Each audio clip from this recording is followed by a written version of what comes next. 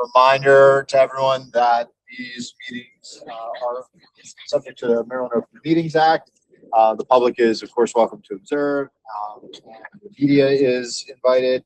The meeting is recorded, and participants are limited to members and invited speakers. But you, of course, look forward to our public session as well. Jumping to today's agenda, we'll adopt our meeting minutes, of course, in a moment from our last meeting. And then we have, the meeting's gonna feel a little different.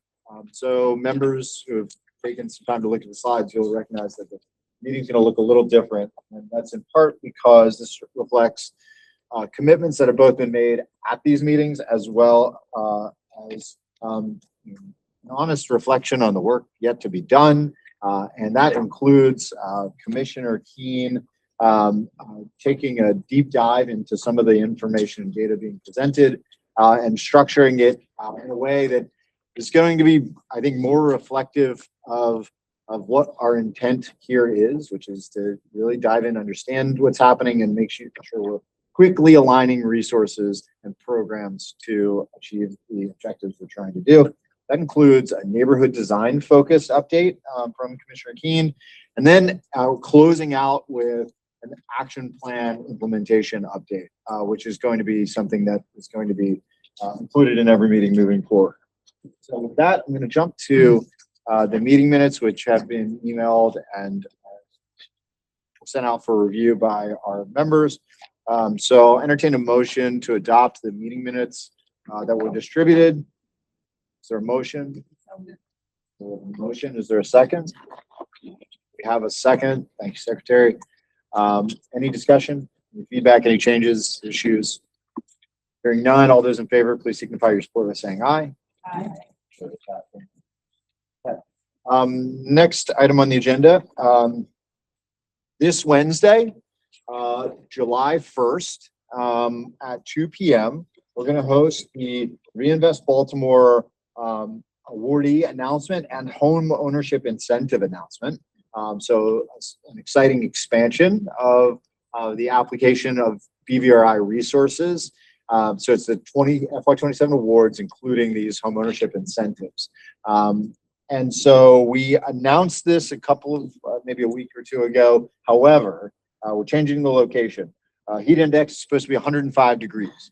So we're not going to be outside as we intended to be. It's unfortunate. We're a great site. But we've got a wonderful site in the Hammond in Johnson Square. So join us in the Hammond. It'll be in the community room, which can handle a crowd. So come on, come all. So very much looking forward to that. And unless there's any questions, hearing none, we'll see you all there on Wednesday. We can jump now to the dashboard update. So really quickly, city and state teams have been working collaboratively to integrate data reporting that demonstrates real progress in our priority geographies and our target areas. And we're going to get to that in just a second. But first, I want to turn it over to Commissioner Keene to discuss the end of the fiscal year VBN numbers, the future of the BVRC dashboard, and how that will represent both what we're both invested in, which is shared visibility across city and state partners. So, Commissioner Keene, good to be with you. Secretary. Good morning, everybody. I'm going to go through one piece of information here. This is VBN for fiscal year 2026. And then I think I'll get some help as we transition to the dashboard updates. This map provides a clear view of where VBNs are being addressed across the city. I do want to say we need to avoid drawing premature conclusions about what exactly is driving this activity. We have to dig into this and everything. As you all know, this is I'm new to this committee and to this position, and acknowledge we've got lots of things to do, most things to do, to ensure that this huge investment we're making publicly is having the kind of impact we expect and need it to have. But I'm just saying that as we present this information, not to draw any broad conclusions yet. We don't want to. We want to keep digging into this information to understand it better. What we can see clearly is that activity is concentrated in neighborhoods with the highest levels of historic disinvestment. Our task now is to be strategic and intentional, ensuring that any resulting investment strengthens resident stability, supports existing homeowners, and aligns with our long-term neighborhood health. And I'll get more into that, our approach to this shortly when we get into some shifts we've made in our submissions to the state for BVRI funding and the kind of process that we went through to dig into what we're actually trying to achieve within the neighborhood setting to come back to those BVRI submissions. But here in this particular slide, you see 1462 is the number of rehabbed BVNs over the fiscal year. And then 145 demolitions of BVNs that same period of time. And then the bottom chart, of course, is the neighborhoods within which the category of neighborhood in which the market typologies in which those abated BVNs occurred. Maybe just go to the next slide. Well, before you go there. So this is representing the current market, you say in FY26. Yeah, so that would be July 1st, 2025. July 1st, 25 until present. Fiscal year 26 ends this week. That's what I thought, tomorrow. Yeah. So outside, it's still quite a bit of activity outside the BRPGs, which means, what does that mean? Vacancy reduction Priority priority geographies. Yeah.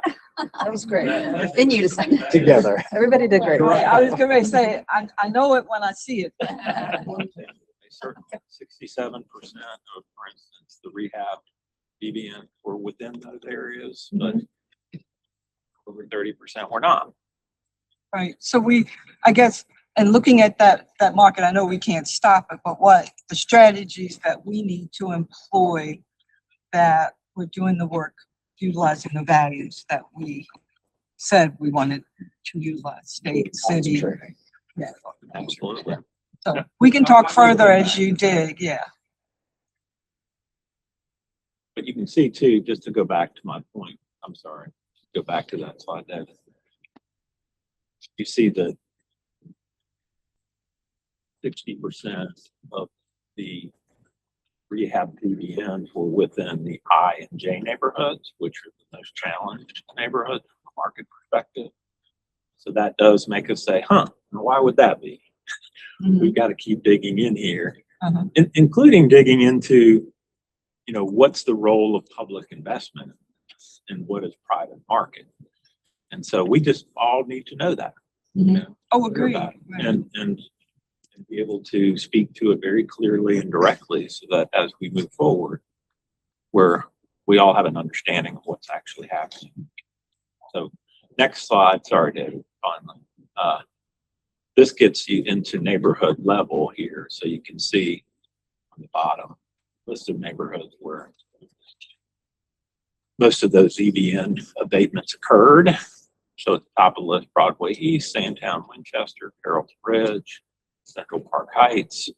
And what of those were rehabbed BVNs, which went to CO or UNO, and what of them were demolitions. So that's what this chart is showing. And East Baltimore Midway includes a few neighborhoods, when you say. East Baltimore Midway is, I don't think of it as multiple neighborhoods. I think of it as just that area east of Green Mountain, north of North Avenue. Okay. Yeah. I got it.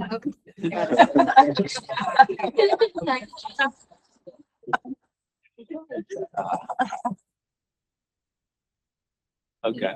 So this is how you're looking at, is this why we're getting this view is because this is how you're typically looking at this data? Not typically. I mean, it's the first time I've looked at it. It is. So nothing Okay. is typical.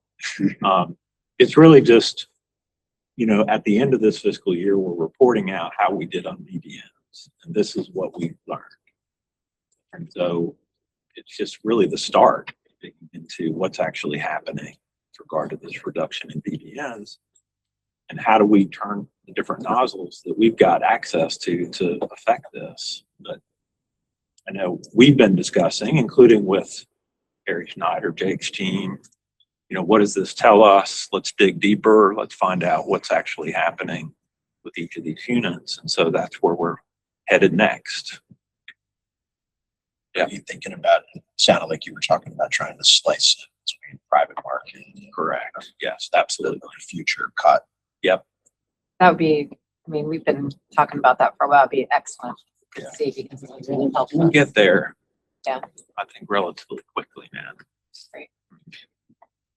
I'm sure we have the numbers, but I'm just asking the percentage of, how many have been abated against.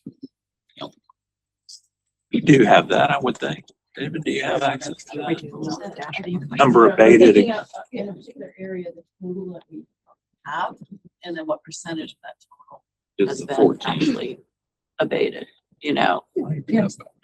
Sure you must, but it would sort of give us a chance, it would give us a lens on how. We put it on the. You're gonna see that a little later in this Okay. section, where at least for the BVRI neighborhoods, we're targeting with state and city investment. Yeah. We can tell you the number of properties, the number of BVNs, percent of BVNs, and then how many we're addressing in this first phase of reinvestment. You're gonna about to see it. Yeah, thank you. Uh-huh. It's around 12% of the total BBNs were abated Okay, last year. okay, and then we can sort of see on a proportional for each neighborhood then too. Yes. Thank you. I knew you had it, I just. Good question. You go to the next slide. I think we transitioned to another dashboard that perhaps Carrie. Yeah, Schneider- yeah. So Carrie, I think Carrie and are going to come up to walk us through the CDO production model and Toshi, right?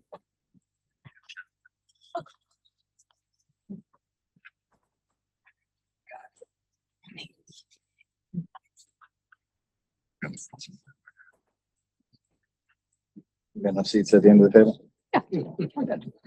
Fuller table.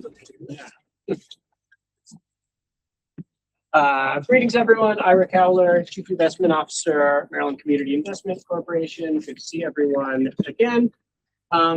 Just briefly, as Secretary Day referenced at the opening, we are presenting some new information here today. I think presenting some new both visuals, concepts, things that we want to move into FY27 with. So looking forward to feedback from everyone as we work through this.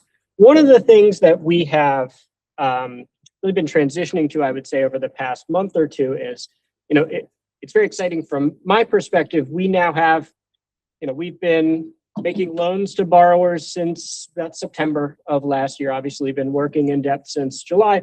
We have, a year of pretty good data on how well CDOs can work on moving through their production phases.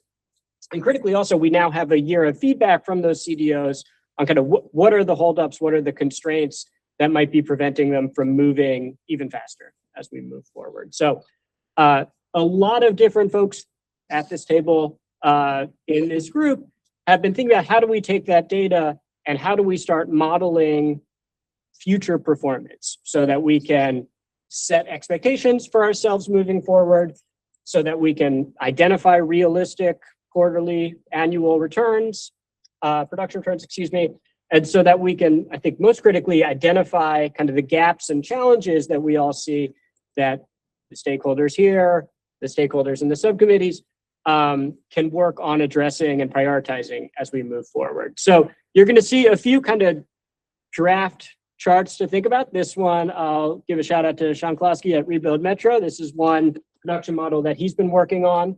You'll see another one on the next page, but wanted to just point out, we have been, in talking with the CDOs, kind of identifying some of the core variables that impact production. I think we often think about those variables kind of being capital, right? Like getting money in the right time, and like timeline, right? Hey, can we get permits to move faster? Can we get, the UNO inspectors out faster, that kind of stuff.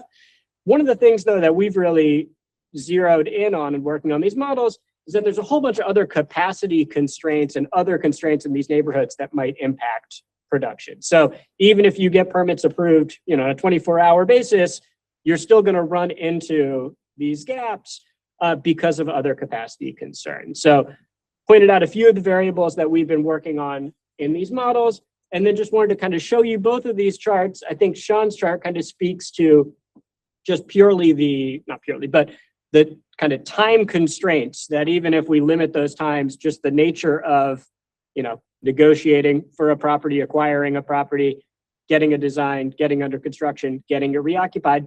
These things take time. We've talked a lot about how FY 2026, has been a kind of site control year. 27 is a production year, but we're still going to not, be fully in there, right? Because these things take time. And I think if you want to, do I have control of someone has control of the slides. Okay, next slide. Here's another model where one of the things we really looked at was also what is the capacity in those various stages to move forward. Great, you've acquired 30 properties as a CDO with one project manager and one, general contractor partner. You might have acquired 30 properties. You can only go to construction on 5 at a time, right? Kind of based on the feedback that we've gotten. So what you see in this chart are kind of where you see the red marks. And again, this is kind of draft data. We'll get in a second to, I think, some of the more real data. But what you see here is kind of those funnels where we run into those kind of capacity issues or where we anticipate running into those capacity issues. So we wanted to kind of start this conversation. You'll see kind of the production dashboard here in a little bit. And one of the questions we really look forward to digging into is how can we increase those capacities so that we limit those bottlenecks and keep properties moving through the pipeline as fast as possible. Have we improved in acquisition, improved the numbers certainly in the targeted areas? Because I know CDOs want to. You're going to hear a little bit about this from David and MC toward the end of the meeting. But yeah, I mean, we have regular coordination meetings where both every property within the target areas that needs to be acquired, so VBN that needs to be acquired, is identified for either private acquisition through the CDO or their partner, or the city owns it, or the city has to buy it because maybe it's in-rem eligible and can't be purchased by the CDO. All of those acquisitions are being tracked to ensure that whoever's supposed to acquire those properties does it, they do it in a reasonable time frame, and that the city's acquisitions result in just a quick disposition to the CDO or development partner. So all of it's being tracked. We're still very early, right? We're only, 7 months into this. Some of those acquisitions and dispositions have happened. Most of it, though, is like in an acquisition or disposition process right now. But now we can track the result of that acquisition and disposition and measure the time it took to get there. Well, that's what I would be interested in seeing, what our time frame is. Yeah. Because there we're all was very interested in that. a lot of lag. And then you Sometimes. had private jumping in and holding on to properties in a And particular that's part block of or this. neighborhood that was in our geographic area or neighborhood. So just thinking about how we can. Yeah. Well, I feel like I'm jumping in on David's presentation for later, but that's part of what this coordination work is doing, right? If the CDO attempts a private acquisition, they make a few attempts, they're unsuccessful. The private property owner with the VBN says, not selling to you, or you can't find them. Then we go back to with the city in these quarterly meetings and say, what do we do next, right? The private property owner is stubborn, they won't sell, but this is a key property on a key block. What kind of city interventions can we apply here to get that property out of that property owner's hands? And there are a couple pathways we can take, some of them quicker than others, to try to kind of extract that property out of the property owner's hands. But that's why these quarterly coordination meetings are so important. So we can track all of these steps and make sure that if one acquisition strategy doesn't work out, okay, what are we going to pursue instead? And the city has really good tools for doing that. We just don't want to use them right away because they take a long time. We can privately acquire something from a CDO, CDO buys from a private property owner, that's the fastest, but it doesn't always work. And so then we need to have city tools at that stage. So Carrie, the capacity item here is what, are we going to talk about that later? Because I'd like to. Oh, we can talk about it now. Okay. One of the things we did when I was way back when running a CDC in Pittsburgh is we partnered with the real estate sector. And so we did not have internal, we grew it, over time through that partnership with real estate developers, basically we forged a contractual arrangement where we essentially brought them in while we grew our staff capacity. And, the fee structure and everything, wasn't harmful. And we were sort of hands-on growing capacity. So I don't know if that's being done in Baltimore. Yeah. But it was a really great model we were able to do in Pittsburgh. Yeah. Yeah, I was just saying briefly, I think that's been one of the really exciting things for me over the past years. Of the 20 CDOs, we have a bunch of very different strategies. For a lot of folks, that is the strategy, right? How can we don't have the capacity internally to do more than 3 houses at a time. If we need to do 50 houses, who are we partnering with we can be a conduit for them. Because almost to do a bigger call for, interest in qualifications and to really just maybe grow that. Yeah, and part of, these production models are kind of still in early stages, but the goal is to get these production models to both indicate how many properties need to be rehabbed every year to get the vacancy rate down to a point over time. So I'll have an expectation, as Ira was saying, have an expectation for how many properties need to be rehabbed. And then we'll see if the CDO strategy is actually rehabbing that many properties over time. And if not, if they're not already working with private developers to scale up, that's then how we have those conversations, which is like the numbers indicate that in order to get your vacancy rate down to 4% by the state, you need to be producing this many units a year. Right now, your organization can produce this many and really is comfortable at that number. So how are we going to introduce partnerships here to scale? And that's what some of this modeling, which will be done right now, is kind of over the whole portfolio, but will be done by place, will start to tell us. Yeah, I think, so Carrie and I were talking about this earlier, Secretary. So like because the CDOs, because our strategy is largely to work through one key partner in each geography, right? And not, have a really competitive landscape, but rather to have a community voice that speaks for that neighborhood of concentrated vacants.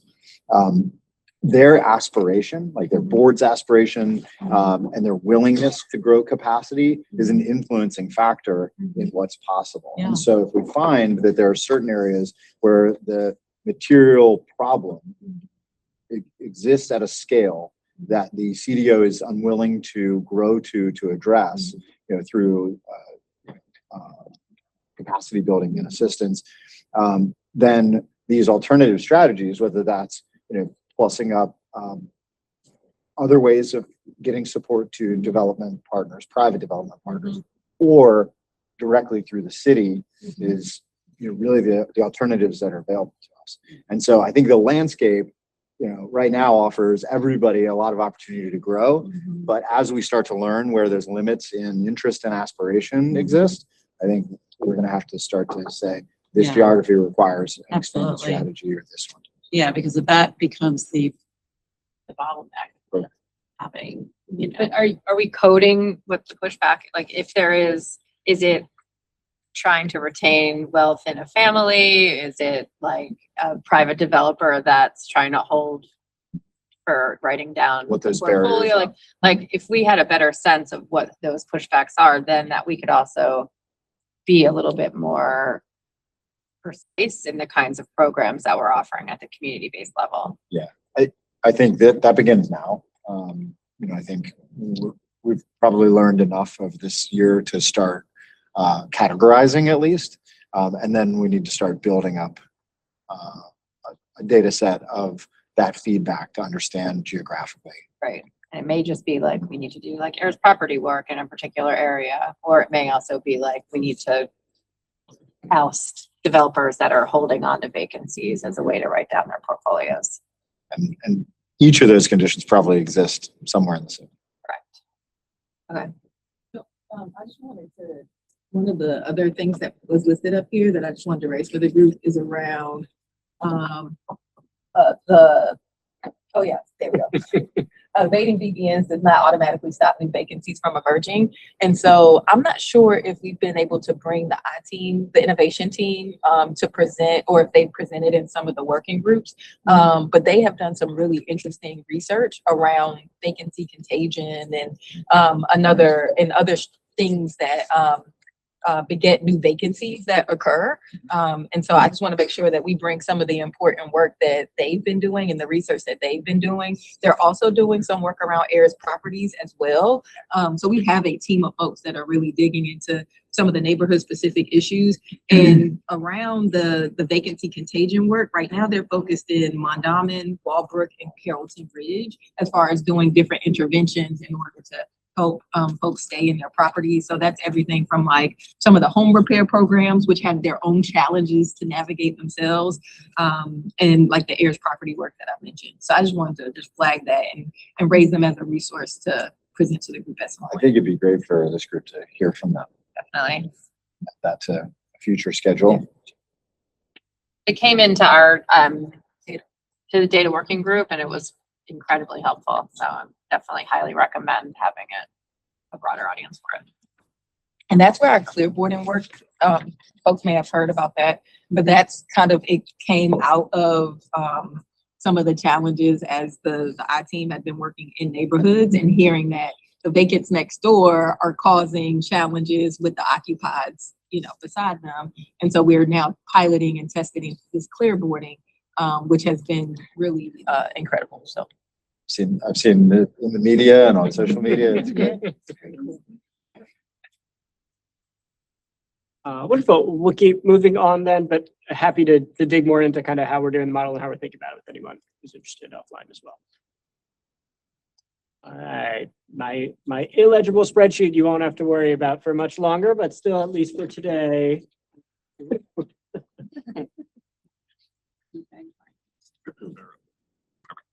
Oh, over here.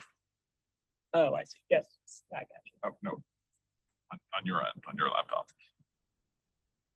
Okay, we'll be able to see it. A second.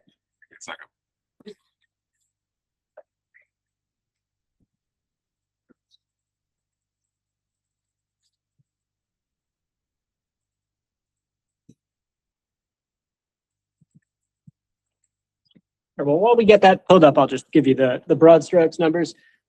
We are, as noted, there we go. Okay. So it's going to be illegible. I tried to make the last line big as possible so that we can at least see the big numbers. So again, 20 CDOs. We are now, at the end of the FY26 fiscal year. So we have had our $30 million to allot to these CDOs. You'll see, I think, a bigger presentation from Tochi in a minute on kind of the CDO performance numbers here. These are still here for your reference. I will just point out, we have seen an increase in site control and a pretty, what I would say, substantial increase in actual under construction numbers. You see the 111 to 130, from when we presented in April. So again, takes us time to get from phase to phase. We now have kind of, I think, a pretty substantial amount of site control on some of these blocks, and we see our CDOs moving into production. We still, to be candid, see a little bit of lagging in terms of the reoccupancy. I think we look forward to talking a bit more about the homeownership incentives later this week and talk about what we're doing to address that. But I'll focus just particularly on the actual disbursement numbers for a minute, because you won't see those in the dashboard. I just want to give a quick shout out. I see Donnell Berry, our loan program manager here, who is the one doing majority of this work. So thank you, Donnell, for being here. We have to date committed a little over $21 million out of the $30 million to the CDOs. So that again is signed loan agreements. We have another $3 million that's been committed to down payment assistance. And then we have, I would say, another 4 to 5-ish in underwriting at the moment. So we're at that $30 million threshold of funding for the year. So very exciting. And that is, again, a pretty substantial increase from April when we were at about 13 million. And then you see our disbursement numbers here as of 2 weeks ago at a little over $10 million. And again, that is kind of just dependent on work in place, work we can actually fund. So moving forward there, and again, that does not include the DPA money. And the last thing I'll just point out very quickly, you see the funds forgiven number hasn't changed since last month. We are sitting on a pot of, I want to say about like $4 million or so-ish that is kind of like in certification for forgiveness/repayment. So I would anticipate once we resolve a few outstanding legal letter questions, that when we come back here in 2 months, you'll see that number jumping to about 5 or 6 million. Ira, question on the abatements to the drop off from abatements to reoccupation. 25, those 25, do we know how many of those are available for rent versus how many are for sale? Yeah, I would say most of them are still, and I would actually say there's a pretty substantial number of those abated, not reoccupied, that actually have a contract for sale on them, but they haven't sold yet, so we didn't want to mark them as reoccupied yet. And I will actually say, I think also, again, to the preview of the homeownership incentives, I think the interest rate reduction program has been very compelling, and the down payment system is very compelling to get properties pre-sold even. We do have a few folks, maybe, I don't know, less than a half dozen properties, I'd say, where we're talking about potentially looking at rental for the moment while the market stabilizes in those areas. But not a huge amount. Be great to track that. Yes, and there is a more, we were reporting this like rented versus sold in the past, just to make it a little more legible. We simplified that, but we can share that as well. And by neighborhood. Yes. Oh, gotcha. Yeah, well, that's probably a good segue then Yes. into the, with that question, into the next portion of the presentation. So while David gets us back into the presentation, I just want to introduce Tochi, who's sitting here with us at the table. So Tochi was hired with Maryland DHCD a few months ago as our Reinvest Baltimore data analyst. I think this is the first time she's been with us at the table. I want to thank the ABLE Foundation, which I think is here, who's supporting this position to help us kind of better communicate the results and progress of the BVRI work to all of you and to our CDO partners.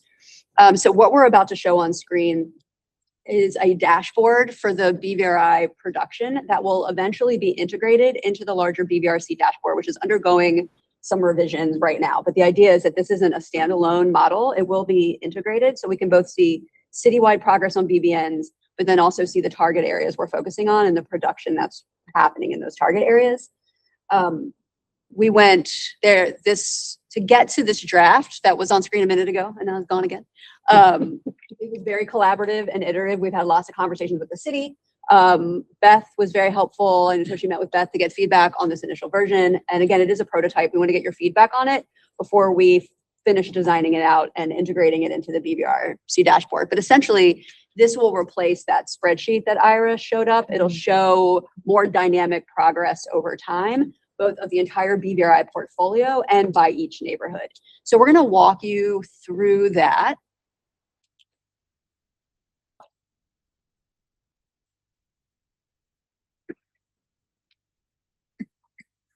And I'm going to hand it over to Toshi.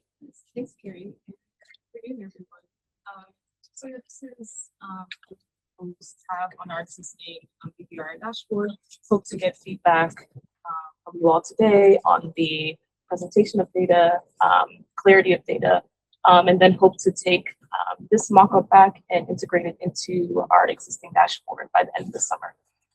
So generally right now we would be on our performance tab, which gives a high-level overview and brings in some of our CDO reporting and our production model. Can you use your outside voice? Yes. Losing it a bit, but yes, provides a high-level overview of the production and progress on our target blocks, where CDOs are actively working to make blocks whole. So this performance tab gives that high-level overview. You can see at the top that we have different tabs eventually and hope to have, right now we're building out performance, but eventually CDO acquisition and production, which would give more insight into those phases of the CDO production pipeline. And then in the end, hope to have a neighborhood health tab, which of course our goal is to abate BVNs, but also hope our work is going towards creating the diverse, stable, mixed income neighborhoods that we hope to have as well from our revitalization work. So I'll walk through some of the components of this proposed dashboard now, and feel free to ask questions as I go through. There's a few different sections. And yeah, want to really hear the feedback on it as well. So on this left-hand side, we have some of our vacancy and revitalization indicators. We have them at the neighborhood level for all of our BVRI neighborhoods collectively, the BVNs and the vacancy rate. And then as a subset of our neighborhoods, we have our target blocks, which the CDOs are working on, roughly 200. The total number of properties on those blocks, the BVNs on those blocks, which are the general catchment area universe that our CDOs are working to resolve, and then the number of abatements that have occurred since the program began. So that is currently 102. And so that's that first section. Then to the middle section, we have a breakdown of the ownership on our target blocks, and hope to also show production, but also what is going on between the city, our CDOs, as well as the private market. So at this level that we are on now, we are on the all neighborhoods level, which shows the aggregate numbers for all of our CDOs and all of our target blocks. We have them broken down by what is currently occupied, as well as our BVNs, which are further broken down by what is city owned, what is CDO owned, and what BVNs are currently privately owned. And we also have our BVNs in that number that have been abated since the program started. So hope with that visualization to show the coordination on our blocks, as well as show all our blocks becoming whole in the process as well. So when that entire circle is green, when all of our BVNs have been abated, they will be green abated. And then once they are reoccupied, go back into that occupied category. So in the end, hope eventually all of our BVNs on our target blocks will be abated and hopefully reoccupied as well. Just want to point out a few things. Secretary Flory, you were asking about percentage of vacancy. You can see on the left-hand side, that kind of gets to your question. What is the vacancy rate in our BVRI neighborhoods? And then what are the number of VBNs that we are pursuing occupancy for within our target block? So over time, obviously the vacancy rate will go down. And there might be a better way to represent some of this data. We could even use a percent rate on the target blocks versus just a number, but this is how we laid it out now. But it does show you, instead of like the BVRC dashboard we've been showing routinely shows the whole city. This shows the specific neighborhoods where the state and city are investing BVRI resources. So if that's not quite getting to the numbers you were asking about in the beginning, if it's not showing rates in the way that you had considered, like we would love feedback on that.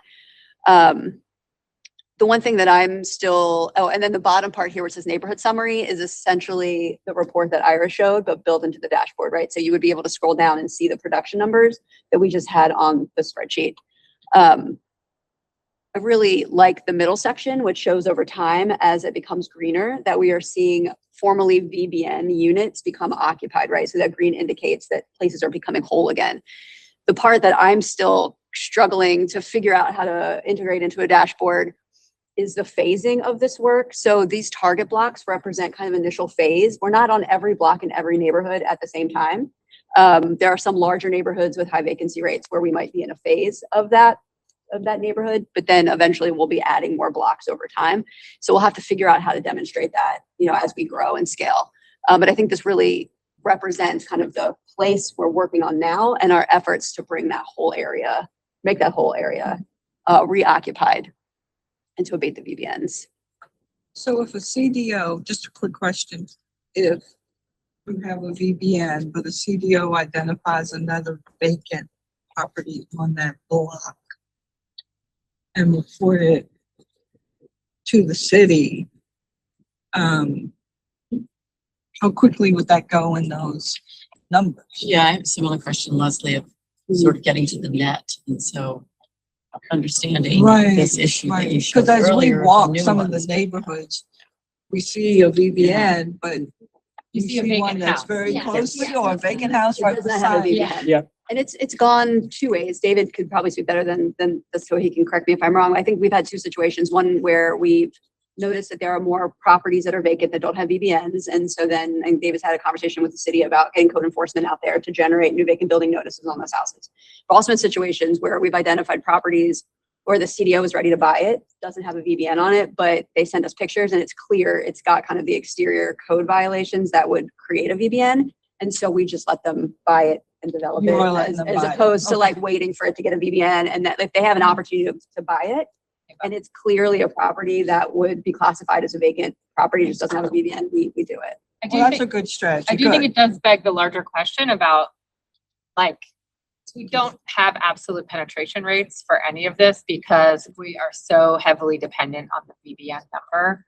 And so I know that I've talked about this before, but I think it would be worth investing in some kind, of technology, or whether it's the camera mounted on the car that does every single mile of the city that can give us information on whether or not houses are occupied or whether or not they are unoccupied, would be incredibly helpful. So we have true penetration rates across the whole spectrum of work.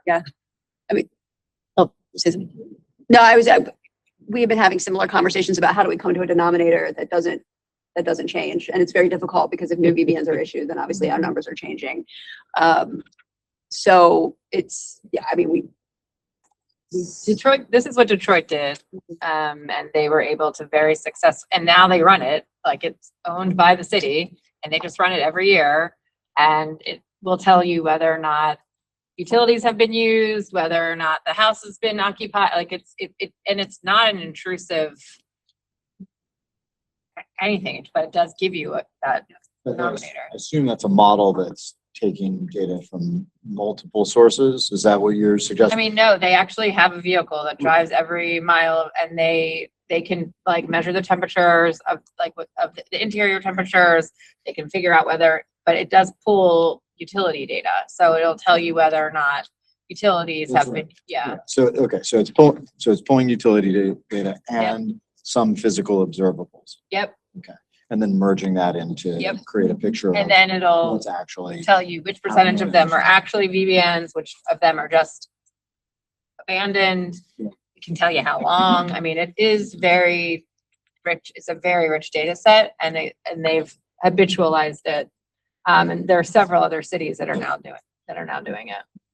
But I'm glad to hear that the CDOs are identifying those and reporting them quickly. And yeah, if you then can they do report to us with private their photos just acquisitions to make of sure that we're. Buy the property so that you can.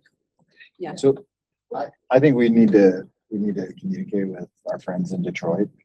Just find out what the. So I think that's a good idea I'm happy to We talked about it. Yeah, I think, did we meet with them? Yeah, we brought them in and introduced them to the city. Yeah, we have, we don't use it for vacant properties, but, oh my goodness, I'm drawing a blank on the name. We actually use it for, our roadways. Yeah. Cyclomedia. Yes. So we use Cyclomedia. So I think when we had that meeting, I don't know if we were focused on transportation more so than housing. But I'm happy to have another conversation with them. We also, and you saw the water data that the OPI team has. There's some nuances and some challenges even with the water data. Like there may be water at a location that is still vacant. But I'm happy to come up with some ideas and meet with the folks in Detroit to figure out if that's something we want to pilot here. And then Mike Bader and Mac McComas of the 21st Century Cities Initiative, they are the ones who have been looking at this, and they've done a lot of work on the data. And so I think we should just talk to them and they can help us. The other thing about that too that I was thinking about is your point about code enforcement. We continue to struggle with hiring code enforcement officers. And we've, implemented a couple of different strategies, but right now, what is it, 20 vacancies or more, right? It's still a sizable number of vacancies and a lot of turnover. But if we had this data, then it's more strategic deployment of code enforcement officers with the more limited resources that we have. So I'm very open. Have we ever thought about using service here for code enforcement? So yeah, we actually we had the service year folks come in to do a presentation with a number of city agencies. So we were looking at water on the DPW side. I want to say DHCD was there if I'm not mistaken. I don't see Cassie. But yeah, so we've talked a little bit about them and Clean Core. So we're trying to create a pipeline. And then we did create these entry level positions because code enforcement requires that you have code enforcement experience to be even an entry-level code enforcement person. Yes. And some education, there's some educational requirements as well. So we created this sanitation inspector because a lot of what we're doing initially is going out to do high grass and weeds, et cetera. So we tried to create this pathway into code enforcement roles. And also at one point, I think we should keep in mind, bro, code enforcement is one of the most difficult jobs to hire and retain for in the city.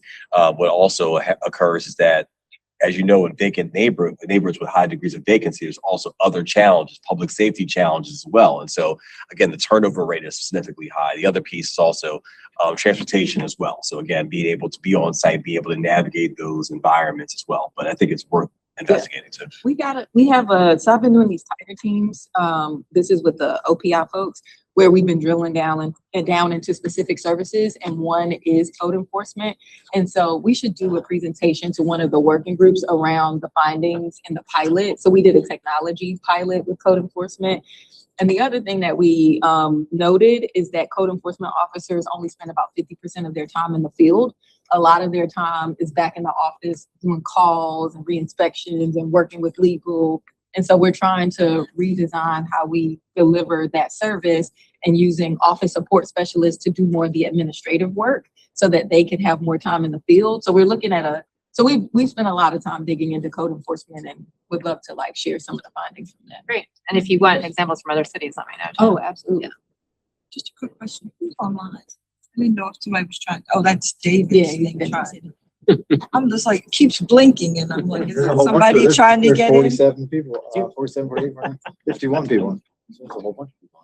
I'll also add, without getting too far ahead of ourselves, with DSCI and Service Here folks, we're making a connection after Wednesday's announcement with the CDOs to start thinking about like housing core type relationship and pipeline into supporting nonprofits as well. Great. And maybe, Secretary Fleur, we can have a conversation about how we can expand our definition of apprenticeship and get more certification happening for our high school students too, so that we can create some. I was just going to add here from the Department of Labor, this sounds like a great apprenticeship conversation. And so Yeah. we'd love to explore for all of the capacity issues, where are there occupations that are apprenticeable and how can help stuff. Yeah. Great. One more just quick point I want to make on this, where it is not now but needs to go, is that this focuses on BVNs. The property counts include all parcels, but you can see the data just focuses on BVNs. Not on our target blocks, but in the neighborhoods at large. There are a lot of vacant lots and land. It's not incorporated in here yet, but we do need to be tracking positive reuse of vacant land through the strategy. So that's like another place for the city and state to continue to work to identify those vacant properties, the vacant land, and then make sure that we're coming up with either community amenities or housing, and then can describe through our data dashboards what's occurring on that land to come.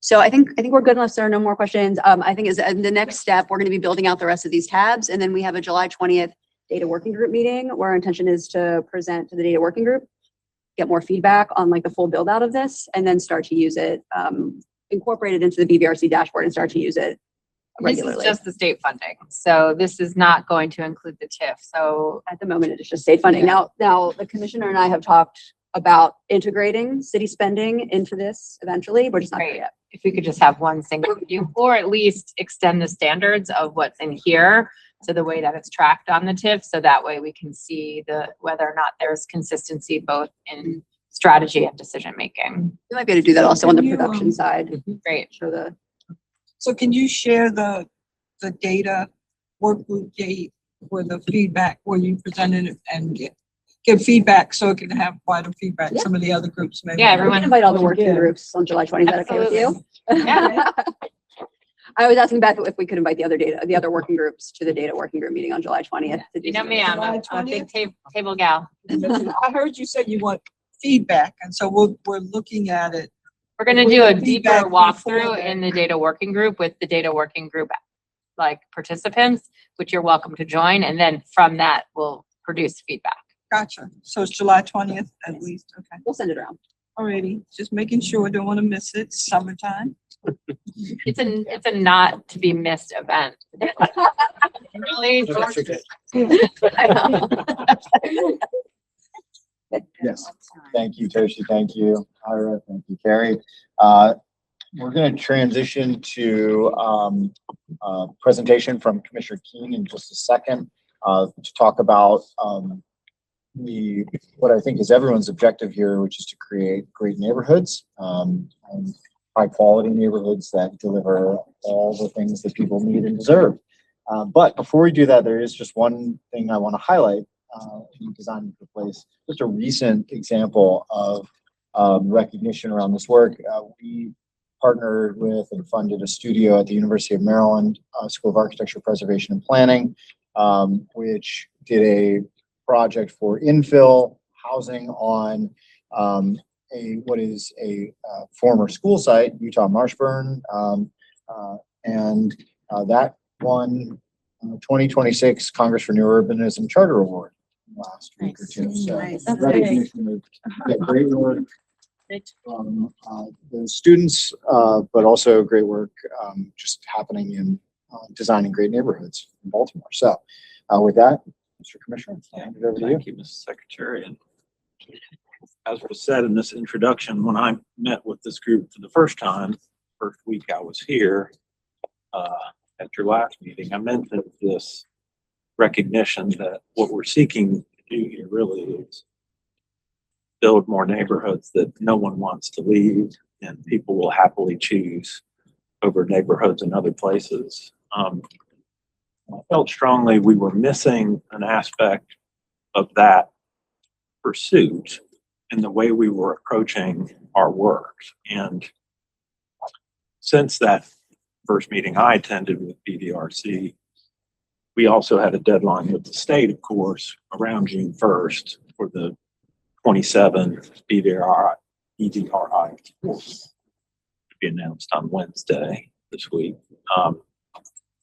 And in looking at what our submission would be, this is just one example. This is Southwest here, of course, Collins Market, centering on Collins Market, and the South Pigtown, the north to the west, Franklin Square. But the point was to not just look at the transaction level, which we must look at, but to look at what we're actually trying to build. And I don't just mean the city, of course. I mean our partners in particular. There's been so much effort and good work around designing the neighborhoods that we're seeking. And let's bring that to the forefront and look at our BVRI submission for 25, 26, and 27 with an eye towards investing everything that we must in the success of each of these neighborhoods, not just Collins Market, what we're focused on here on this map, but all of them. This is just an example, as I said. How do we take what assets exist here and what investments are happening with our CDO partners and private people and ensure we're directing every city resource towards making this happen over the next 3 to 5 years? When I say every city resource, I don't just mean BVRI. We just talked about the TIF awards that we're making. We have lots of other ways in which we invest in this future, through the CDBG program, through the city's capital budget. So what we really started to have a discussion about is not how do we do each of these things in isolation, how do we do them as one thing, one investment we're making across all these investments to ensure this future happens over the next 3 to 5 years. So it was kind of at this level that we collectively dug in and said, what do we understand from our community partners their goals are for the next few years, and how do we submit such that we're enabling those things to happen? And so for me, it was a really helpful and meaningful exercise in lead up to our June 1st submission to the state again. We've got plenty of work to continue to do with the state on this, just as it relates to BVRI. But I think this is a really important aspect of what we're doing right now. You can go to the next slide. we may come back to that one, but this is just related to, as we look at that and in that process of preparing a submission to the state, really focusing on where over the next few years do we want to basically enable the momentum that already exists in each of these areas to be most successful. Where do we have anchors within these communities? In this particular case, of course, it's centered around Holland's Market, which is itself an incredible resource, we think. And thinking about these neighborhoods holistically, West Baltimore Street down to the Pigtown Main Street, Washington Boulevard, up to the north and west towards the train station, and thinking a little bit more strategically about how do we then focus what we're requesting such that we ensure that we're achieving the most we can over these next few years, and trying not to, as much as we can, scatter the investments around such that they don't have as much impact as they could otherwise. So this is the issue around place. I really feel all of these discussions we have, which are so important around how do we execute on anything, because in our discussions internally at City DHCD, it's really, once you go from this level of thinking to, okay, how do we line up everything that we're doing such that we can execute on the deadlines we will have depending on the funding source. You know, the BVRI kind of deadlines are different than CDBG might have, and city capital investments work on different schedules. So in our submissions to the state for BVRI funding, how can we best align what we're asking for with our ability to execute, whether it's demolitions, stabilizations, acquisition, the different means we've got for disposition and so forth. And so anyway, that's the exercise we're in the midst of now. I'm showing you one area, but we're addressing this in each of the areas. And very importantly, we've got to engage with our community partners in this discussion. You know, once we have our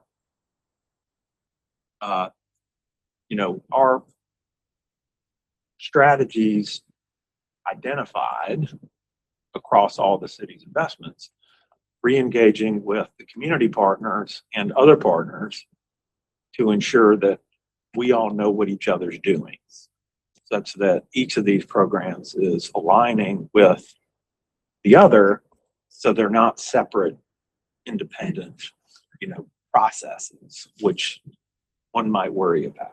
And my point really was, though, being as clear as we can about the place we're trying to achieve helps make each of these conversations around implementation easier to understand and achieve success on, in my opinion. If they're not always transactional conversations, but they're towards a specific outcome, I think it makes for much more satisfying and productive efforts to enable us to move faster and bigger in these neighborhoods. So I just wanted to express that. I brought it up at the first meeting. We've really dug into this in association with that June 1st deadline of the state. We continue to do that. We've got to expand our engagement with community partners to make sure we're aligning across BVRI, but also TIF and developer registry and other things. So that's what we're in the midst of right now. And there is an unevenness on which communities have neighborhood plans as well, which I think, as a starting point, even just to have each neighborhood with a plan would be great. And, so as part of the data working group, we've been collecting all the neighborhood plans and doing some analysis of that. And so if there's anything that we can do to help to let you know, like where you may already have a baseline or where you may need to do some community capacity even before you engage in a planning process, that would be great. Our neighborhoods leaders would love, because they look at the whole neighborhood. It's not just about the housing, but some of the vacant lots and what they would like to see. And you see in the neighborhoods where we're organized, they have plans for different parts of the neighborhood. But also to your point, even to the unevenness, right? I think about neighbors like Right. Carrollton Ridge, right? Where housing is actually trying to build capacity within that neighborhood because again, it's one of the most challenging. Right. Agree with it, Dawn. Thank you, Commissioner. So one thing I want to say about this is it's a reminder.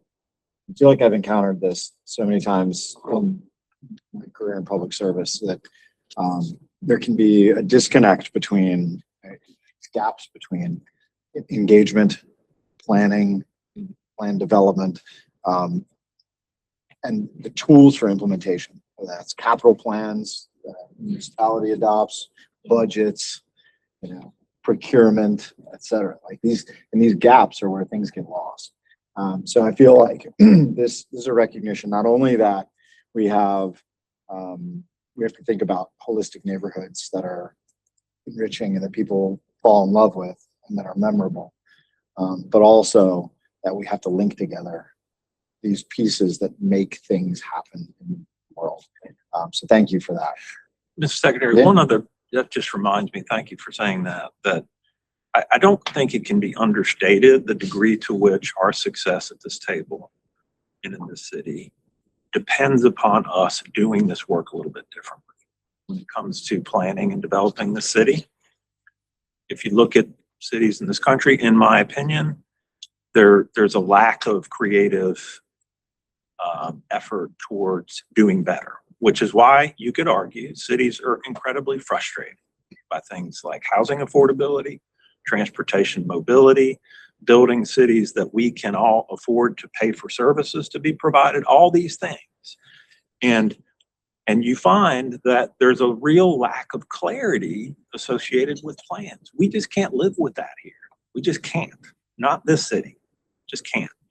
And so I'm not saying we've solved every problem. I'm not saying that we know exactly everything about how we need to direct these investments, but we better know soon. And we've got neighborhoods, as was said, that have really great work that's gone on when it comes to this. We have others that have not. But we also got to be really careful about things like the infrastructure we share. That tends to not be a neighborhood specific thing. Sometimes it is, but often it's across multiple neighborhoods. And sometimes it's hard for neighborhoods to see that it's more than just us within the neighborhood. It's us as a community. And we have to facilitate that kind of big discussion with people. We can't just constantly think of ourselves as enabling small arguments. That's not a world to live in. I mean, we got to live there sometimes, believe me, I think.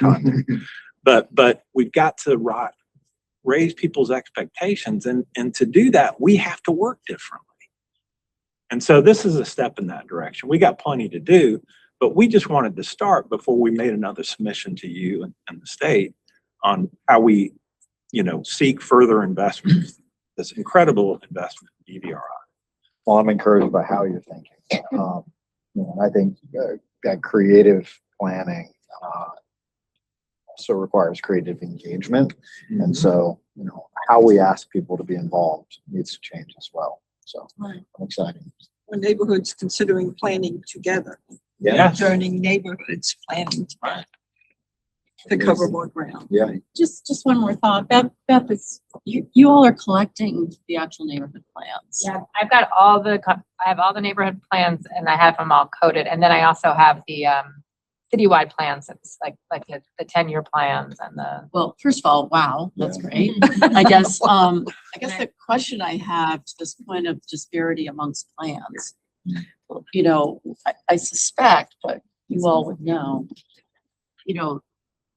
are they at the visioning level or have they taken it to a more detailed plan? And then as far as market analysis and implementation and infrastructure level, because there's such a spectrum of what people call a neighborhood plan. And so I think one of the things, and I'd be happy to jump in, Beth, on this, is where are they each in that spectrum, of a community vision, all the way to, we really understand our existing conditions and infrastructure and resources and market and really, that this is implementable.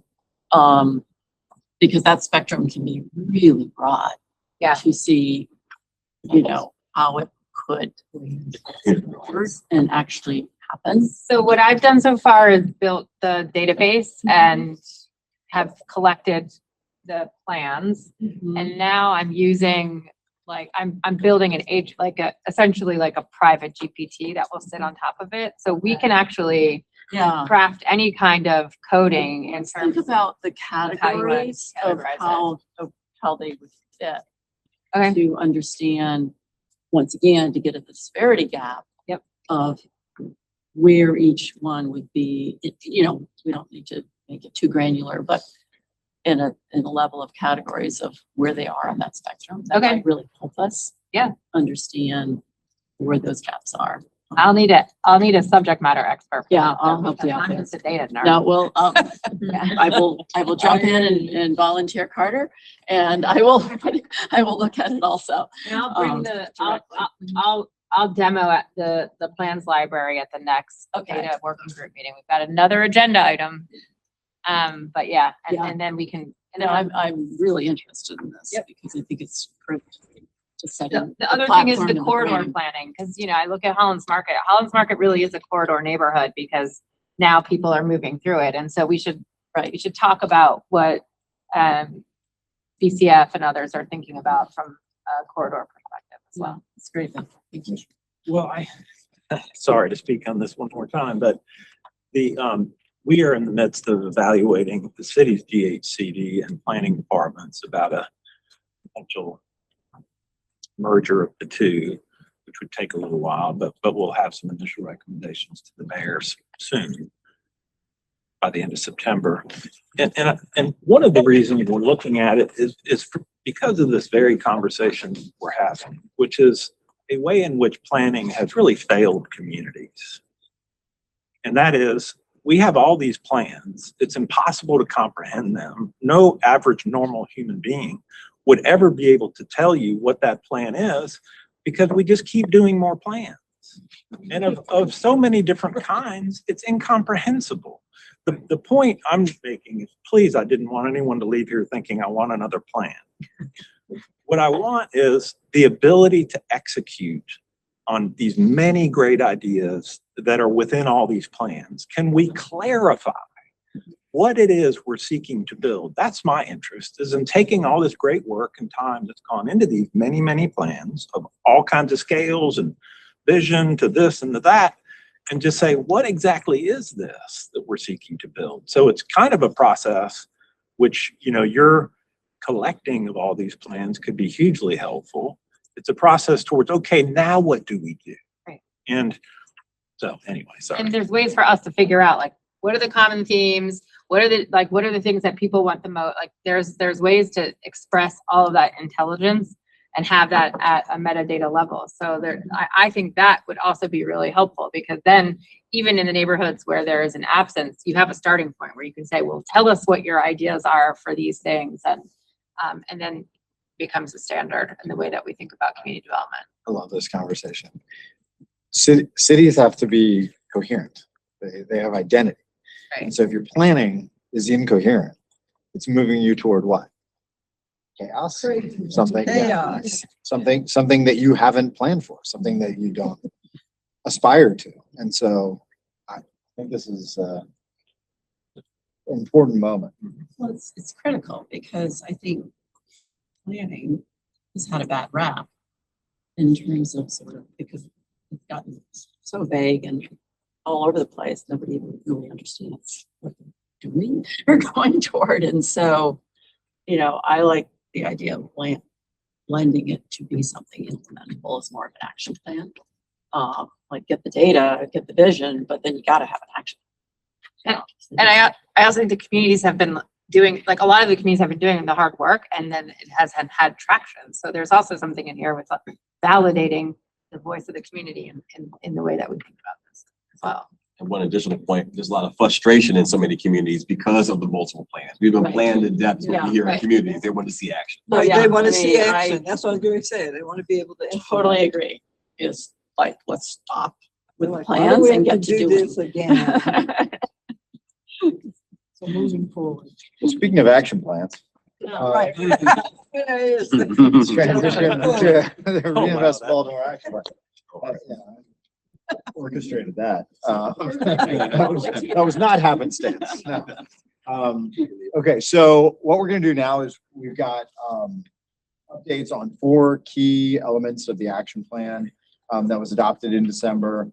These are not independent work streams, just 4 key elements. And so we're gonna hear updates from 4 individuals, groups.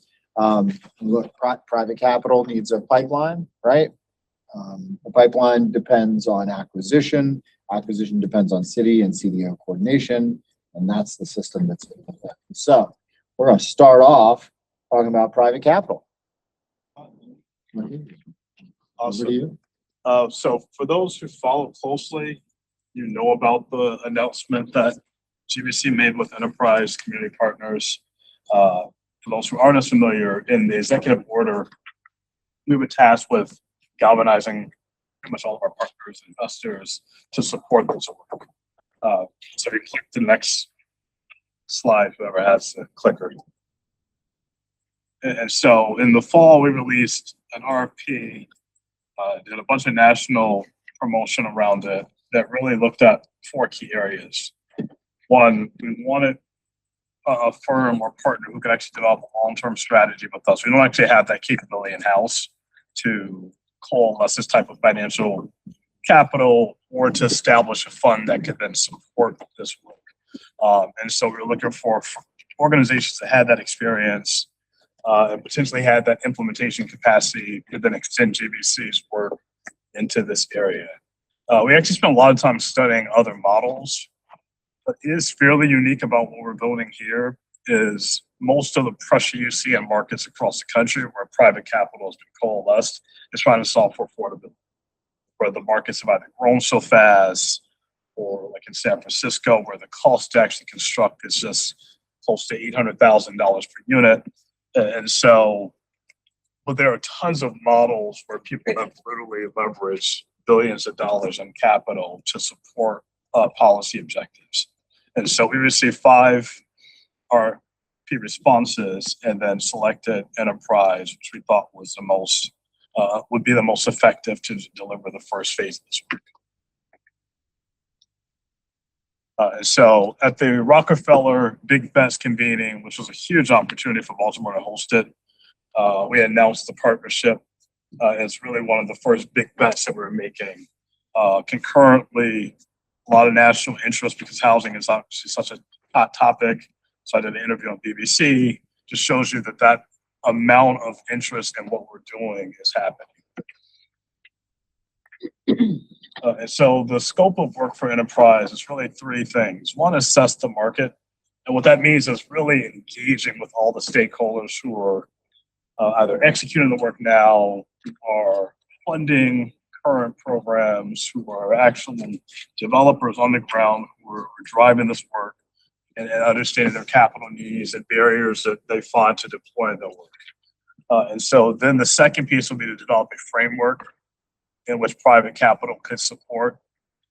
And then third, and I'll actually highlight one of the better examples, is the initial goal was to always launch a fund, but the consortium of funds are actually creating the same type of impact and coalescing partners who could then support projects in a coordinated, measurable way. And so that was added to that scope of work to really support more immediate, rapid coordination between investors. Yeah, so what Enterprise will create for GVC and for our partners is that investment strategy. They'll be working closely with the state and the city on what are the projects that we do know are in the pipeline and what are some of their capital needs so we can actually get in front of people who have capital. And then third, obviously standing up that funders consortium, which we hope to launch by the fall. Just a quick question on the neighborhoods, prioritizing neighborhoods. We're going to do that with our partners, right? Yeah. It's not just going to be corporate selecting those neighborhoods. No, you know, because keep in mind, this is capital in support of the strategies that exist, right? And so This isn't replacing. yeah, it's not prioritization. competing against it or separate from it. It's bringing private investment to then support the efforts that are already. Say that again. Like we already have all of this work that's underway. You have the state and the city and philanthropy underwriting current project. The piece that we want to make sure is that if you're my banks or my funders, helping them understand how they then support that work in a coordinated way. So in a coordinated way. Okay, right. Using our values. I just didn't. Yeah, no, it's not. It's nothing. It's not separate. Off the It's not- chart, off the rail, and ignore what community led. Okay. Yeah, so I'll speak to one of, Before you, Yeah. before you jump, can we go back to that last slide? That, has Enterprise opined on, the tension between, collaboration and competition between funders? You know, I love this idea of their coordinating effort, right? I imagine there's naturally some tension, like who's gonna back what project, and where's my dollar going versus another funder's dollar going. yeah, we haven't gotten there. I'll speak to I think House ATL is a good Okay. example of a study, right? So I want to highlight what they've built. And just so you know, that's the next slide. I've met with our team. A lot of our current partners actually are funders who have funded their model. And so what is different from Baltimore, for one, is regional. So I think long term, obviously, GVC is a regional organization, something to just kind of follow closely. But what they've done is leverage more than $2 billion in private capital to support projects that they were all bringing to this collaborative, right? And so they have 120 different funders. Obviously, your banks, foundations, CDFIs, impact investors. Obviously, sort of their gap is they don't necessarily have national foundations at the table, but they generally will then be funding more issues like ours. So I think that's our opportunity. They've been at least credited, at least in the first few years, of helping seed more than 5,000 units. But then they have an entire pipeline review process where they don't actually make, maybe this gets at what you're saying. This doesn't necessarily create the table to where the decision for the funding is made, but it does give developers and people who are actually looking for capital a coordinated way to reach a lot of people. But then it's obviously their requirement to then do that follow-up. Sure. It's something they are actually looking to then support. You then get a sense of with the developers on the ground who's really ready for this kind of funding. You then build up some of their capability around fundraising if they haven't been successful at getting funding through this means. So it does put some real structure in place to see a pipeline of people who can get capital. And so that's the best model, and Enterprise actually helped create and is running that for Atlanta. Yeah, and so for us, an outcome this year is to have that investment strategy really in coordination with the public sector, have that project pipeline structure. I do think having some investment maps and just data on how funders can utilize and tap into this would be important. Obviously, having a collaborative pilot project review and then recommendations for what an actual investment fund should be.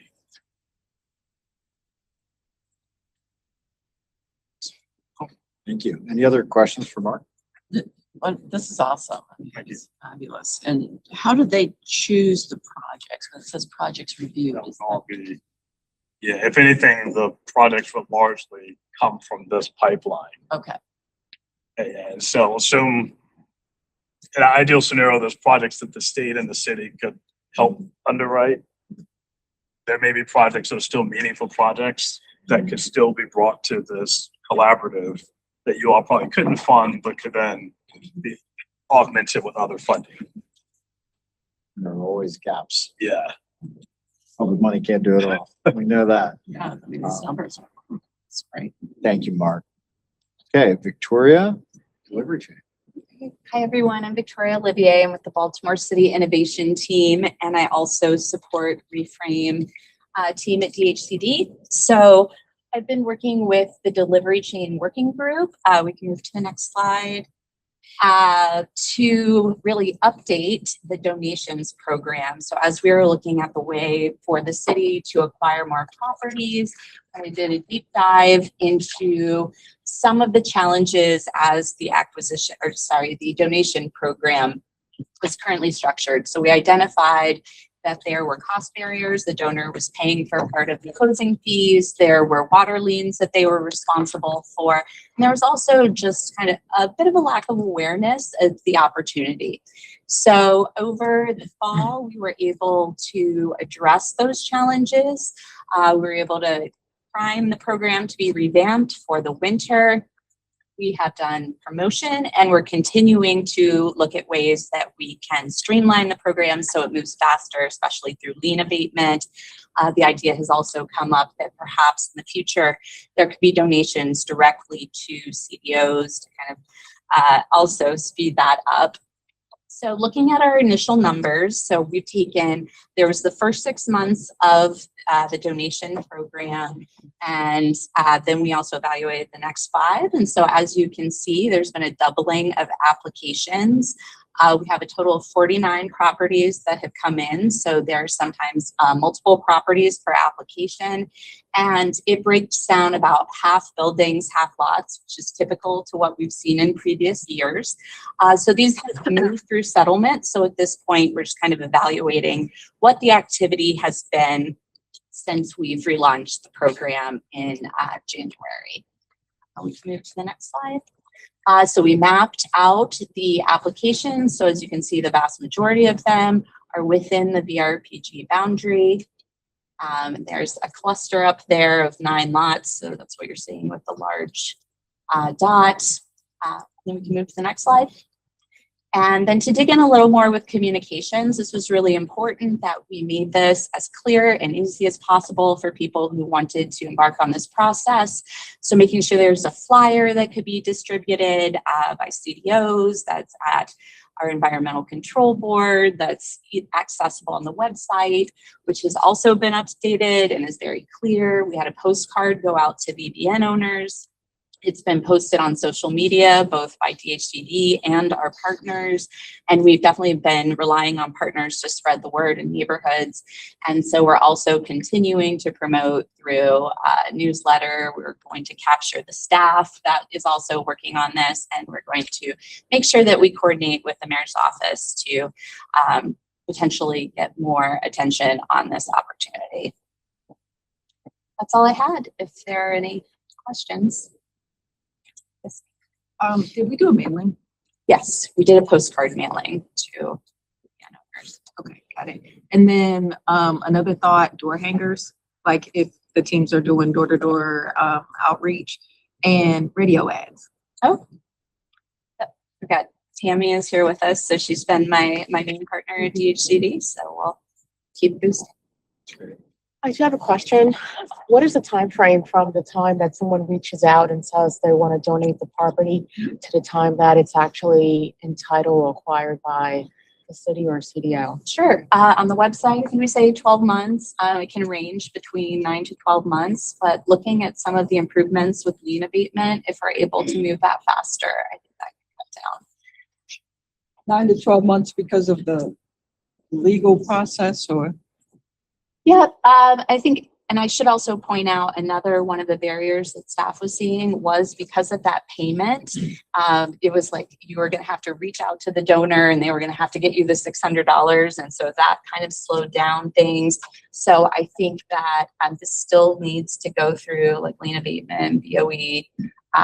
So that closing process did take up a good chunk of it, but I think that we are going to see some decrease in the overall time frame as we take these to settlement and can kind of study how fast they're moving. And then there's also kind of staffing considerations for the development division as these increase, because it also takes their time and need to reallocate staffing. So when someone reach out, just a quick question, when someone reaches out to the city, if it's a person that walks them through what the process will be. Yeah, so there's an application on the website. They can go ahead. It's pretty simple. And then there's also contact information if they just want to understand more, or they could reach out to their NDO through DHCD. So we're trying to make sure that it's as easy as possible. Any dedicated staff to that, or you mean? I think there are 2 or 3 dedicated staff that work on donations. I mean, not all of them will be eligible. I've already looked through the spreadsheet, and there's 2 or 3, like you have to have a VBN, and you can't have non-municipal liens. So there are some limitations, but it looks like the vast majority of the applications we received so far will be eligible. So 2 things. So given the conversation that we had about VBN, if the property is vacant, like could we go out and assess whether they should have a VBN to see if they would qualify? That sounds reasonable. Okay. And then the other thought I had was around like robocalls, or like, so I know you mentioned that we did a mailing. So I'm assuming that mailing was like once, you know, but like robocalls, y'all, I know y'all get the text messages, like, I know your property value has increased, I want to buy your house. I don't know.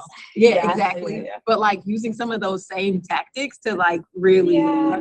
I think we're trying to strike the balance a I know, little I bit know. between, like, we're not trying to take your property, but we want to make sure you have that opportunity. And, you know, there've been a lot of mailings that have gone out recently to VPN owners, so we know that this one could kind of get lost in the mix. So I think it's a good idea to continue to do that outreach in great ways. Sorry, Jasmine, you have another? Oh, I did. So when you said it's revamped, it's just another tool that the city is using again. So are there any municipal liens that are not abated or that disqualify? So previously it was the water lien that we weren't removing. And so, but we were removing the rest. And so that could be a big challenge. They just Sure. What would we need to do? State law, what would we need to do to abate non-municipal? do we have any, Change in state law. Unpaid state. the judgments, like, This could be a Yeah, I think judge. it depends on what it is, Yeah. right? Like the Yeah. unpaid, like the unpaid. Private liens. Yeah, yeah, it depends on what the liens are. and if they're willing to. Yeah. Because liens in the state of Maryland are good for 12 years. And they could be renewed. Yeah. But I imagine, I don't know if you have the data to support this, but I would think that normally municipal liens are the primary financial obstacle. Yes, I think for the majority, we've also talked to staff that if they're non-municipal liens, if we could refer them to maybe a legal resource so they could work through that process. But that's kind of like a informal, getting back to Leslie's, you know, kind of customer service, technical assistance. So if we have a bigger bench of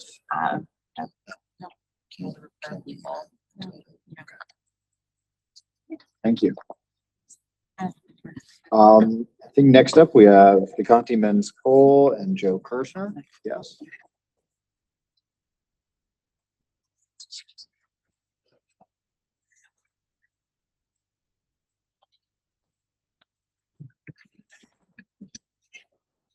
I'll just start actually and get that into you. I did want to actually acknowledge a couple of people. This discussion from the delivery chamber regarding acquisition through the inland process. People to thank. One is Michael Moxon, who's not here, of course, today, but his finance team for ensuring that liens are applied so that we've got more properties that are eligible for in-rent. And the other is for Councilmember Ramos, of course, who's a steady advocate for us, both creating the acquisition process as an option, but also continued support for anything that we need to increase our volume in acquisition. So thank you, Councilmember. We discussed that a little bit at that last BVRC meeting, but did want to turn it over to Deck and T, I think, to start and then get on the flow. It's actually Joe's going to start with the legislative reform. And If you don't know Joe leads the legal team within the development.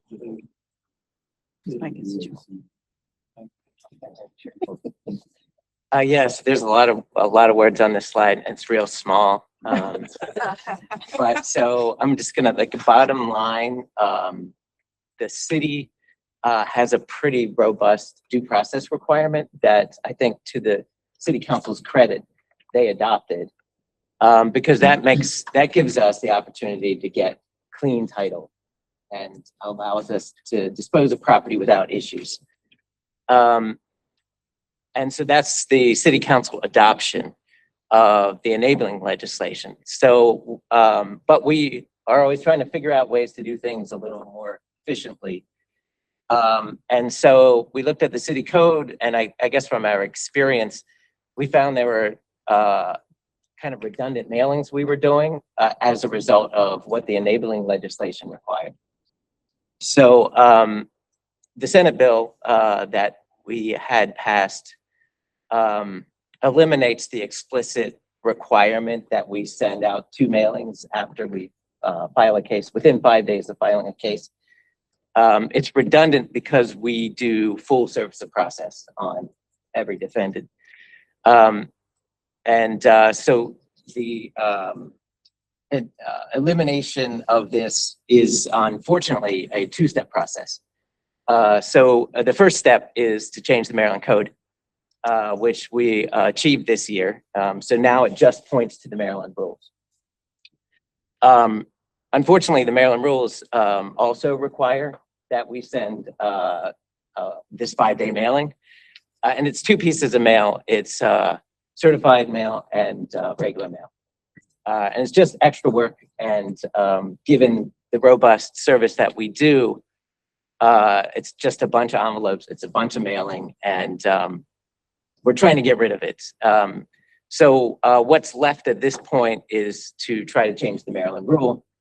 And I didn't really know how to do that. I still I'm not entirely clear how to do that. I know there's a rules commission, a permanent rules committee.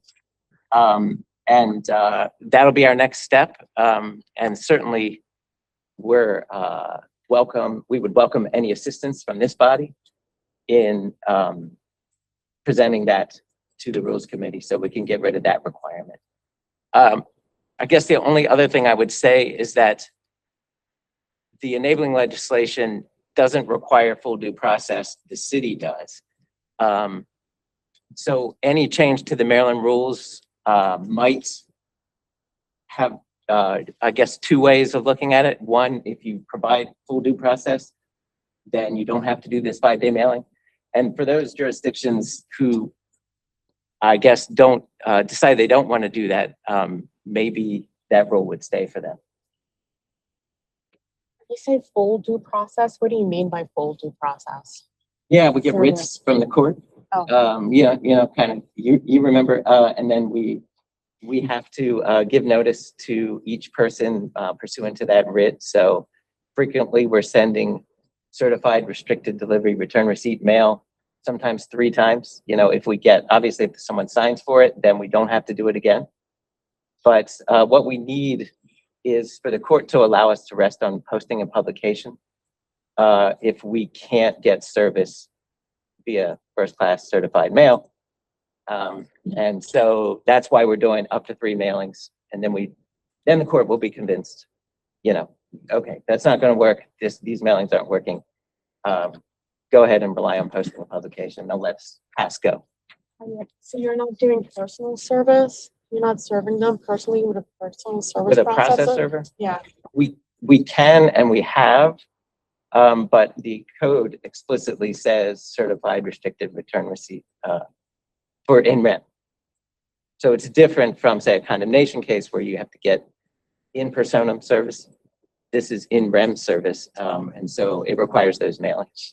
But we can ask the court if we know they're there and they're just refusing our mail. We can ask the court, yes, we're gonna serve them with a private process server, and we do that where we think that's the faster way to go.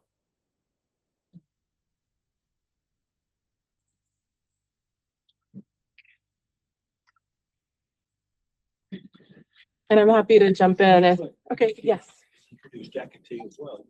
I know Jackie T, she is not a member of the city staff, but thank goodness she's here. She's got experience around the country on all this work and has been an invaluable resource to us, just working on various research projects and making policy recommendations to us. So Jackie T, thank you for being here today. Thank you. And really passionate and happy to support this work. As Joe just shared, there's an enormous amount of due process that's required by the enabling legislation. And what it means practically is there's about 100,000 pages that are sent out, and that's required for them to fully demonstrate the liens that have been applied, to send it to the right interested parties, to track them, and the court requires an affidavit. And if it not, within the timelines that the court has set. And if that isn't done, then it's an unconstitutional taking. And so the ability for us to really scale to 200 case filings requires modernization and technology. And what we're looking to do is what a lot of law firms and other public entities do, DOJ, I'm sure the state does this as well. It's utilizing a third-party service for mail service. And what that would allow for is for documents to be uploaded into a real-time tracking system, and to make sure that e-certify is going out, which is certified mail. Instead of the green slips, it's actually being done electronically already with the city. And just have greater capacity, but also just less room for human error to be able to track mail and really scale this as well. And the last thing I wanted to share is that this is really focused on increasing capacity to make things faster. It's going to require policy reform, like the policy reform that Joe just shared as well. So I'm happy to take questions if you have any. What's the time frame now? For process Acquisition under NREM. under NREM? Joe, can you- I think the last time we checked, it was like from the date we filed to the date we get titles, like 185 days, which is, I have to say, lightning fast for full due process, and where we end up with good title at the end of it. Good title and, okay, so that we have acquired the position. So it has gone down over time. It's gone down a little bit, just because I think we've gotten better at what we do. I think we're probably not going to get much faster than that, because we have to get service on other parties.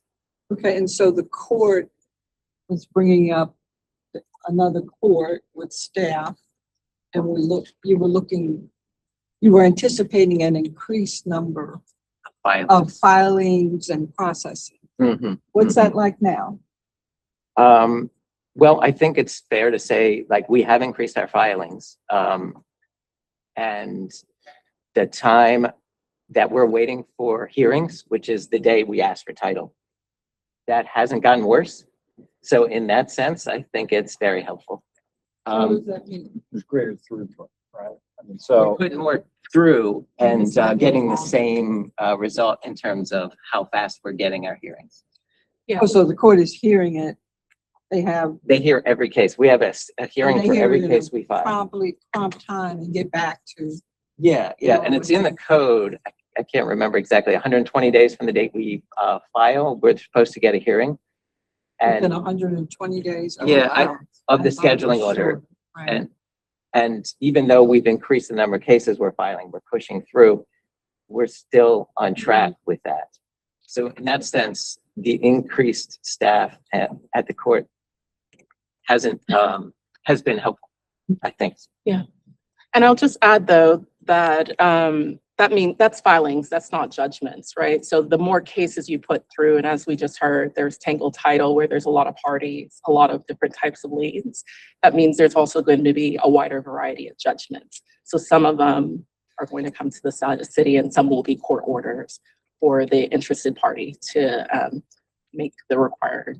Oh, I got you. So you'll be able to share numbers soon? of the numbers regarding throughput. In acquisition and what's happened over time. Monthly.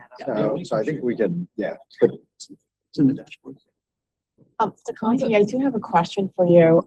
So if you do use a third-party servicer, are you expecting for the purpose is just to track? Is that the purpose of the third-party servicer? We're looking for both document production, because as you could see, the document production is enormous, as well as tracking. And because, as you heard, there's also a need for skip tracing in certain instances, and this includes also condemnation. So we're thinking about this holistically, about building the acquisition pipeline where due process is required.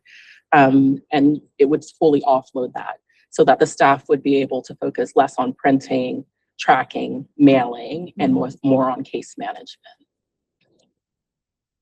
Yeah, I was gonna ask a question similar, along those, same lines, that it's not that the third-party processor is expediting any timelines. It's Yes. more that they are providing additional, or they are freeing up the staff to focus on other things. It's adding Increasing the staff capacity. Yes, yeah.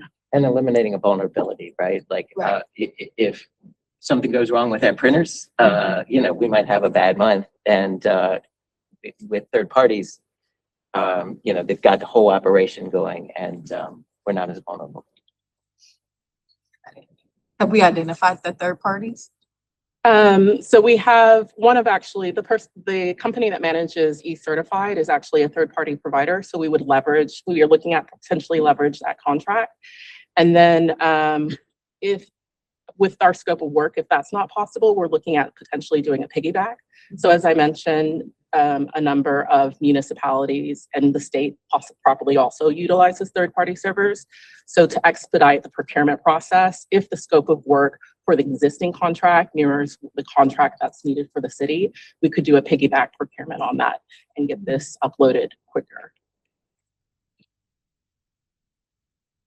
Technique and Joe, I would just say with respect to any legislative efforts, we're happy to work with the DHCD and city legal teams to partner. We've submitted our legislative plans for the year, but they are going to morph and change significantly in the coming months. So, there's a lot of opportunity to shape next year's. Yeah. We have an opportunity. I think that we missed maybe we can say missed last year, to have a more coordinated legislative strategy going into this session. So we should definitely. Absolutely. And especially with the Supreme Court case decision last, and also hopefully the legislation that will be signed soon at the federal level. Say more about the Supreme Court. There was a case called Pung v. Isabella, specifically around whether you could foreclose on a property through tax sale, and whether just compensation meant that you could sell it for the value of the tax liens, or required for the value to be set at fair market value. Tax lien versus fair market. Gotcha. Thank you both. You're welcome. Last presentation of the day is from David and MC.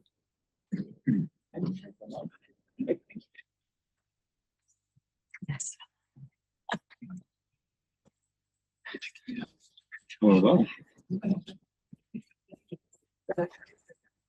So we're piggybacking a bit on the presentations from Tochi and Ira at the beginning.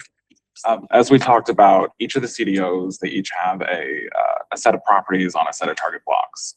Right now, that number adds up to 14,087, which you've seen on the previous slides, and in your packets, you've seen that number a few times around.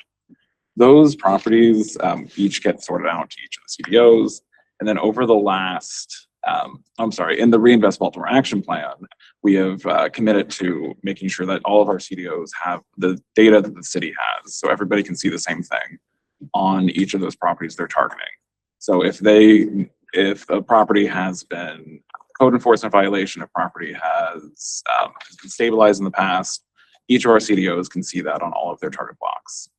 The way we've been doing that is through our coordination meetings, which have been going on since the fall. I feel like I would say MC they've gotten more formalized as we've gone along. And so I've been kind of referring to them as like this Q3, Q4, then of course we're moving into Q1 in the next coming months. We've met with a big city team, so I want to talk about the attendance there. It's, 20 city staffers for an hour with each CDO talking through the different issues. Every CDO has different types of properties, different issues that they want to hear about. So it's really important to have different people at the meetings. I've just heard from Joe. On some meetings, there's a lot of in-rem potential, and he's talking quite a bit about what's going on in each meeting. Sometimes we hear a lot from the code enforcement attorneys. So that's a big thank you to the city team for all that help that they provided there. The other big portion of that is this list that we've committed to providing. We have, in a previous meeting, you all saw that Henry's team put together this big vacancy tracker where we can see every single VBN and all this information on the city-state side. Before each of these coordination meetings that we have, so an hour with each group, we send out this list to make sure they have the same data, and then they can work on that data as well. I then go in and kind of organize them a little bit to shape up an agenda so that we have a productive hour that we talk through this whole list and we keep tabs on each of the properties.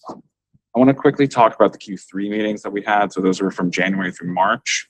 In those meetings, we went through every single one. So there's these 14,087 properties. We went through every single one of those and identified the next step, if you will, the strategy for each of these. That was based largely on the data. Who owns the property? Is it in-rem eligible? Is it currently in condemnation proceedings? And we worked through what is it we're going to do to either get site acquisition, have this be abated by a private organization. You'll see the results of those on, you'll see them now. Okay. You'll see these numbers now. We went through and have identified each of these, and then over the Q4 meeting, we actually broke up the whether or not a property was abated by the CDO or by a third party, which I know is something we've wanted to talk about quite a bit. And then I think really wonderfully, we worked with Tamara Wood's team, Sanders' team, this group of city staffers who work on the disposition pipeline to make sure that if a property is owned by the city, we could tell you, is this a property that the CDO is going to acquire, or is this a property that is a third party has already said, I have my favorite kind of money, other people's money, to then go abate this property and sort through this vacancy on this target block. So each of these, I should have put like a total number at the bottom here, but this adds up to 1487. I'm sure of it. I just did the math. And then each of these property strategies has that next step. I'll preview what we're going to do in Q1. There's this receivership question. So we work with the code enforcement attorneys, and they do a great job of telling us, like, this is where it is in this pipeline. As you know, as we were just talking about with NREM, there's like the 6 months that we've set. It's 185 days. And so we're able to set these timelines. We want to have a better timeline of like receivership. When should we expect to hear back from this? When could the CDO potentially go purchase it at OHAT? Kind of beginning to set those numbers so we're not just sitting these properties out in the open. Additionally, we want to talk to the CDOs. We do a lot of keeping the city accountable, if you will, setting these timelines as Joe was talking. But we want to make sure that a CDO, if they tell us we're going to abate this property in 8 months, and it's been 8 months, and we're sitting there and we're saying, what's going on, guys? 1, do you need our help? Or 2, like, is this something that we can intervene in? And so we want to keep breaking down these next steps so we have timelines and expectation of when these properties are going to be abated. And so that we can set that we say 36 months from now, we're going to have all these blocks, are going to be whole blocks with no VBNs, and we'll have that big accomplishment. And so I invite any questions. I think we're going to find ways to make sure we keep you updated on this so I don't have to come up and talk every meeting. So we might be sending you out this data as we go along.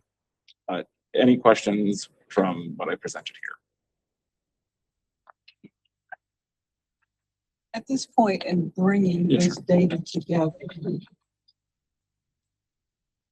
do you see any strategies to shorten timelines? I think this is one of the larger efforts we've done. I would say that, like, this is not just a data set, it's really a to-do list almost. To, like, these are the tasks that we have on each of these properties. So to the purpose of shortening each timeline, I think as we talk through them, we hear a little bit more about this property's been a vacant since 2015. over 10 years. Is there a step we can make that, oh yeah, I'm sorry. Yeah, Yeah. so I think David got to it. So for each of the 17 CDOs in the meetings, we in the city and partnership with state are bringing like the full suite of services and like that geographic team or subject matter expert team that is working already in that area very intimately with the CDOs. So that effort, you know, just this continued coordination and touch points that these properties have, you know, in these blocks and these efforts have in many different settings, just really making sure that everyone is on the same page about what is happening. And that in and of itself is helping to expedite things as well. So ensuring we have the right people in the room, the people that are, you know, the code enforcement attorneys from the actual code enforcement people on the ground who are doing things. So immediately after a CDO meeting, we can deploy and have that follow-up on the ground, those feedback loops. So will your graph begin to show the timelines that under these different strategies that they have been I applied? could imagine Yes. like another column on this, so that's a good guidance as we're like, we continue to present this. Another column that says like, the goal for NREM is that 185 days to get from, like, if a property is an NREM, when we first identify it, it should be about 6 months to get to something. And then each of these have that kind of, that timeline on them. So I could imagine something like being sure we're communicating that better to y'all. Yeah, if you could share with us so Yeah. we know, have Yes, yeah. anticipated timeframes that you're looking at. I have to admit that they can't just sit in my head. I have to be able to communicate them out to other people. I'll work on that. Yeah, I would. Oh, actually, we're at 1 o'clock, so. Actually, thank you. Jasmine. Yeah, I Jasmine, just wanted to right, say the sorry. same thing. I wanted to say that this is pretty comprehensive and thank you. Jasmine. Yeah. Thank you for your work. Thank you all. Just wondering. Okay. CDO, thank you all. Okay, well, look, I'm just gonna close by saying this. I think this meeting for me, I have a sense of a few major trusts that are occurring for us, that are happening, and they're not just happening as a result of inertia. They're happening with the deliberate effort of these teams. So I want to say thank you to all the members of BVRC. Thank you to all our partners out there in the world doing incredible work. Thank you to the staff, city and state. And the three things that I want to highlight are: one, that there is a clear shift toward focus on the quality of place, and I appreciate that. It's tangible. It's going to be transformative. Number two, data clarity. We're taking alpha versions of products and turning them into beta versions of products, and that's a step in the right direction. And the third is the delivery chain work. You know, whether we're opening clogged arteries, right? And even if each opens a little bit each month, right? That's progress in the right direction. Whether it's the in-rem artery, whether it's the property donation artery, whether it's the private acquisition artery through CDOs, whether it's private finance, moving, like each is opening a little bit at a time. That's helpful to see. All of that adds to better flow.